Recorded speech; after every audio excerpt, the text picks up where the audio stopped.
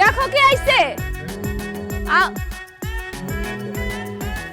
আম্মা কই গেল আম্মা? এই ফোন লাউড স্পিকারে দাও। Hello sir sir sir. ওই মিয়া, স্যার স্যার বাদ দেন, কি হিসাব মিলাইছেন এটা কোন?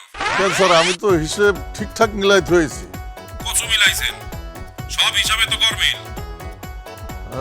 তাহলে স্যার আমি কালকে অফিসে আসে নতুন করে মিলাই দেবানি। কালকে দিবেন মানে? দুপুর 2টা বাজতে না বাজতে অফিস থেকে চলে গেছেন। স্যার আমি তো একটু জরুরি আমার শ্বশুর বাড়ি আইছি, কালকে এসে মিলাই দেবানি। বাদ দেন মিয়া শ্বশুর বাড়ি। শ্বশুর বাড়ি গেলে শ্বশুর বাড়ি পাইবেন, বউ গেলে আরো সুন্দরী বউ পাইবেন। এই যুগে চাকরি গেলে আর চাকরি পাইবেন? স্যার অফিসে আসবো স্যার, ওই অফিসে এই মুহূর্তে কি আর আসবো? আপনার ভাবি তো আসতে দিচ্ছে না। যেই ভাবি আপনার চাকরির গুরুত্ব বোঝে না, এই ভাবি রাখছেন কি জন্য? এখন আইবেন, নাহলে হিসাবে গরমিল থাকার দায় আপনার চাকরি নন। এই মুহূর্তে